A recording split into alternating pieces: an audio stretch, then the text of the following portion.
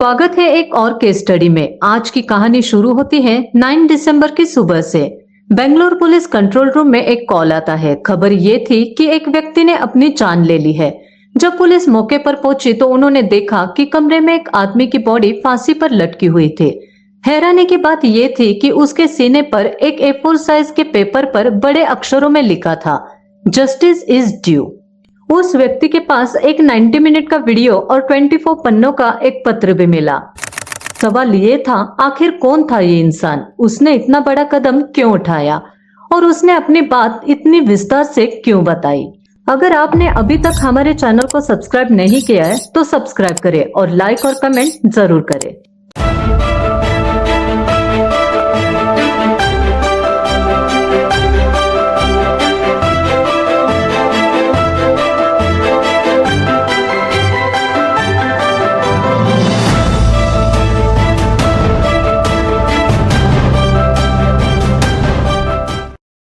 तो चलिए जानते हैं इस केस के बारे में जो रिवॉल्व करता है अतुल सुभाष के इर्द गिर्द। अतुल सुभाष बिहार का रहने वाला था और अपने परिवार का सबसे बड़ा बेटा था।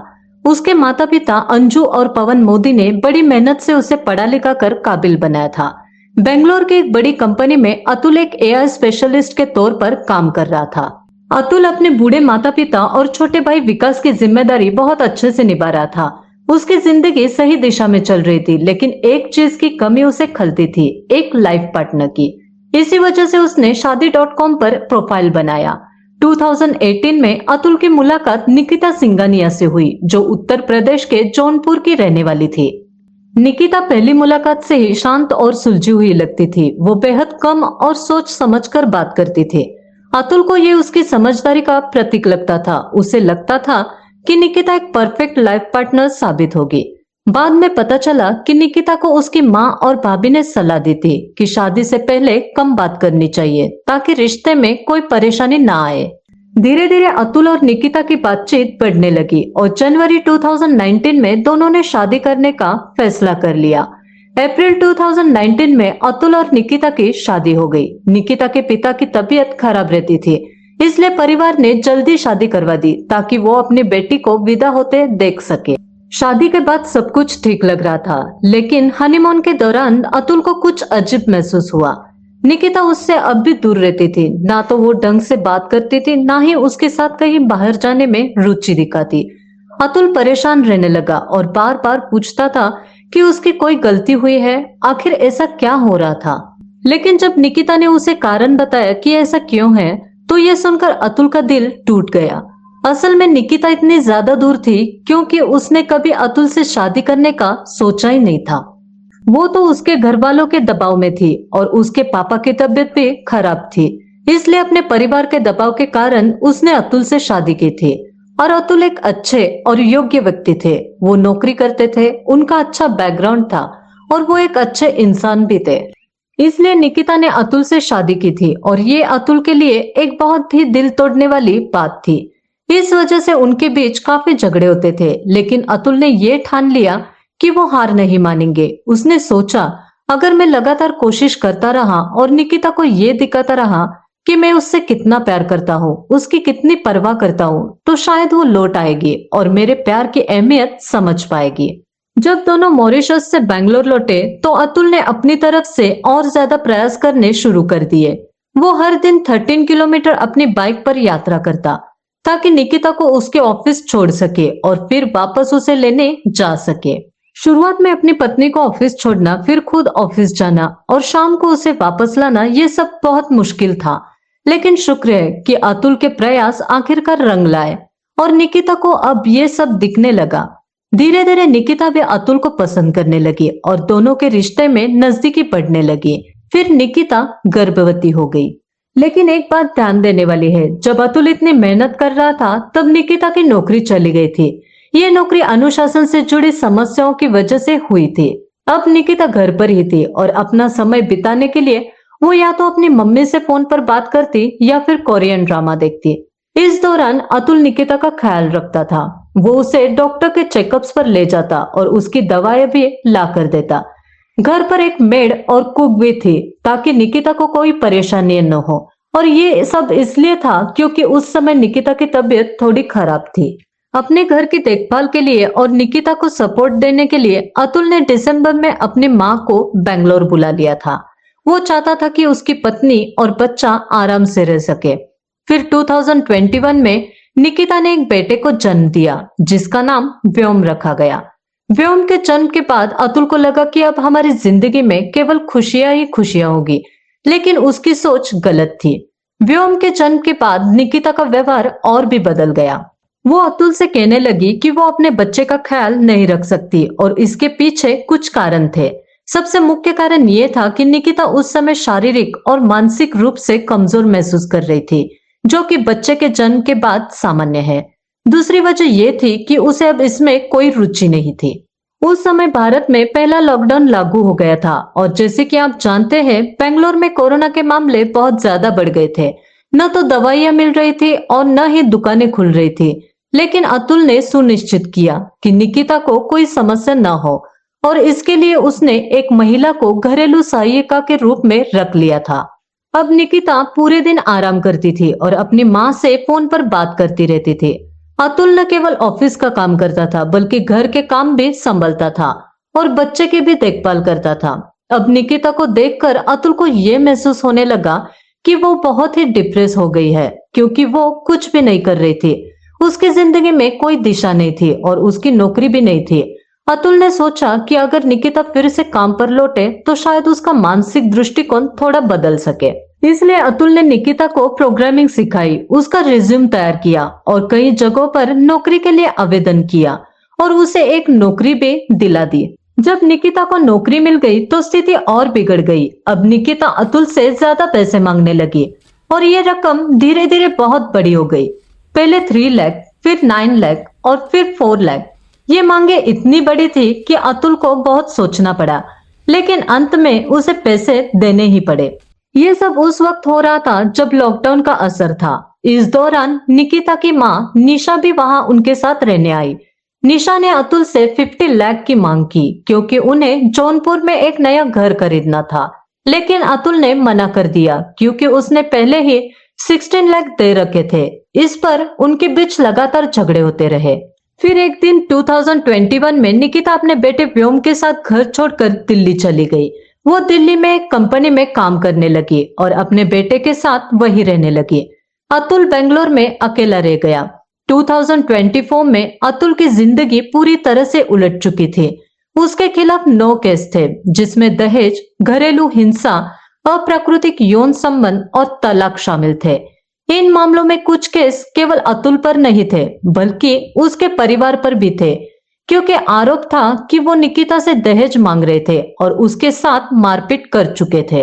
अतुल अपने बेटे को देखे हुए कई महीनों से परेशान था। उसने 40 टाइम बेंगलोर से जौनपुर यात्रा की थी, सिर्फ कोर्ट हियरिंग के लिए, लेकिन कभी जज नहीं होते थे या फिर वकीलों की हड़ताल होती थी, जिसके कारण उसकी यात्रा व्यर्थ जाती थी।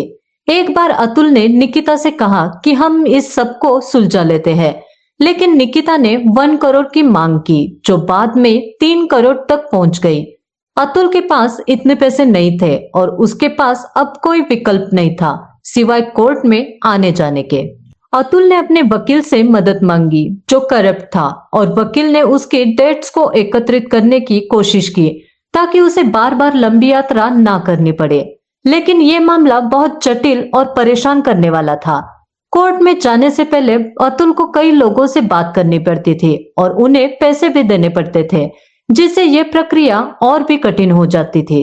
ये कहानी इस बात को दर्शाती है कि जीवन में कभी कभी हमें ऐसे संकटों का सामना करना पड़ता है जिन्हें हम न चाहते हुए भी झेलने के लिए मजबूर होते हैं। अतुल की स्थिति वाकई बहुत खराब हो चुकी थी। कोर्ट की प्रक्रिया, जज की करप्शन और निकिता के परिवार के पैसे की लालच ने उसकी जिंदगी को एक तरह से बर्बाद कर दिया था। वो बार बार बेंगलोर से जौनपुर जाता था, लेकिन हर बार उसे निराशा का सामना करना पड़ता था और अब ये स्थिति और भी गंभीर हो गई थी। अतुल को रिश्वत देने के लिए मजबूर किया जा रहा था। पेशेवर वकील जो अपने काम को सही तरीके से नहीं करता था, 50 रुपीज से लेकर 1000 रुपीज तक वो रिश्वत लेता था ताकि वो कोर्ट की डेट्स को लंबा खींच सके और अतुल को बार बार ट्रेवल न करना पड़े। ये सब देखकर अतुल अंदर से टूट चुका था, क्योंकि वो समझ चुका था कि उसका सामना सिर्फ झूठे आरोपों से नहीं बल्कि भ्रष्ट सिस्टम से हो रहा था।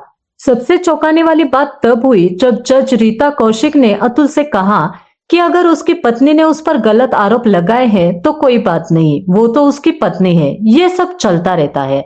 जज का ये रवैया अतुल को बहुत गहरे झटके की तरह लगा। अतुल ने शौक में जज से कहा कि ऐसे झूठे आरोपों की वजह से कई पति अपनी जान ले लेते हैं। तो जज ने उसे और भी चौंका दिया। जज ने कहा, तो तुम भी अपनी जान क्यों नहीं ले लेते हो? यहाँ तक कि निकिता ने भी कोर्ट में अतुल से कहा कि वो अपनी जान क्यों नहीं ले लेता। ये बात अतुल के लिए बेहद हर्टफुल थी। फिर जज ने यह भी कहा कि वो जानती थी कि केस झूठा है और अगर अतुल चाहता था कि केस सुलझ जाए तो उसे 5 लाख देने होंगे।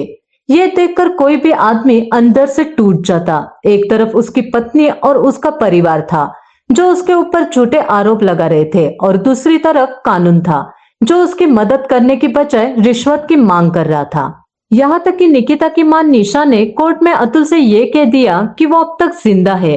वो तो ये सोच रही थी कि अतुल की मौत की खबर उसे जल्दी मिलेगी। जब अतुल ने जवाब दिया कि अगर वो मर गया तो उसकी पार्टी कैसे चलेगी, तो ये वाकई उस परिवार के पैसे की भूख को और स्पष्ट कर दिया।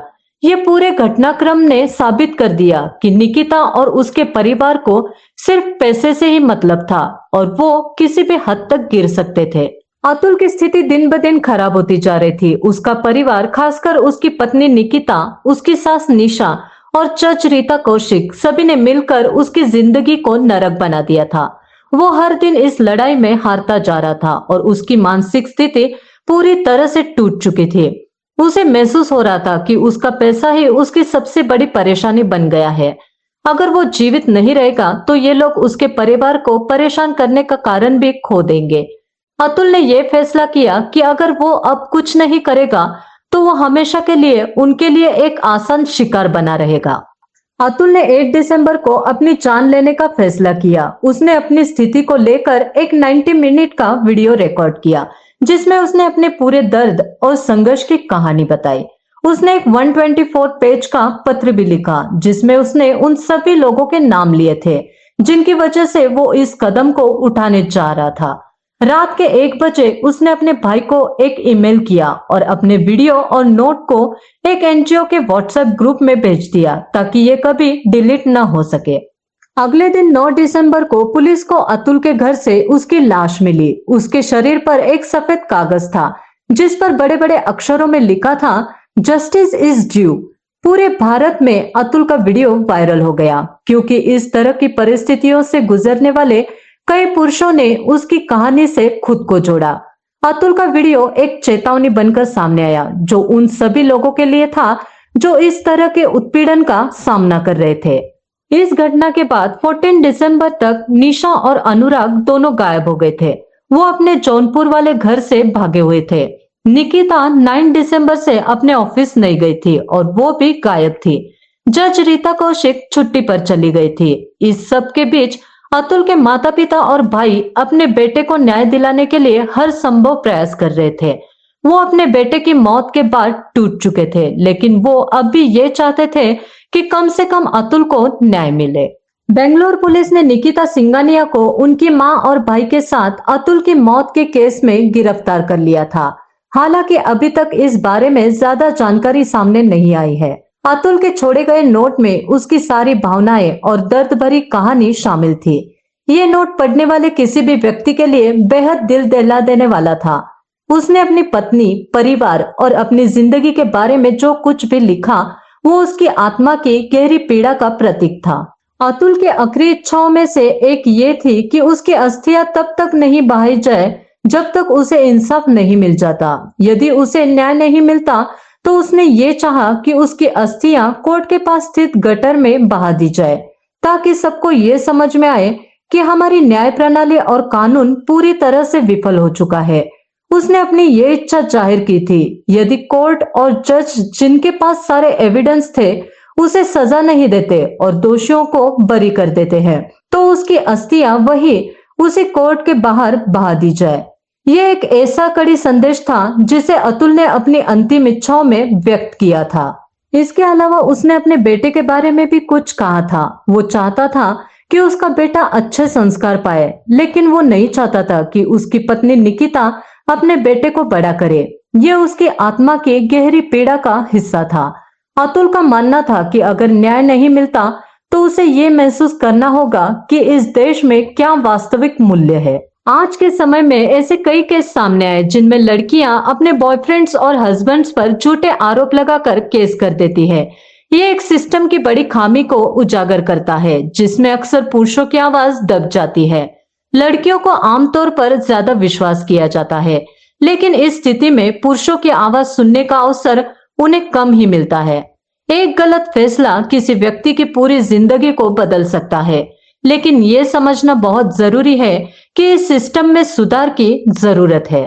अतुल का केस फिलहाल वही रुक गया है। 14 दिसंबर तक इस केस में कोई बड़ी प्रगति नहीं हुई है, लेकिन उम्मीद है कि जल्द ही कुछ नया होगा।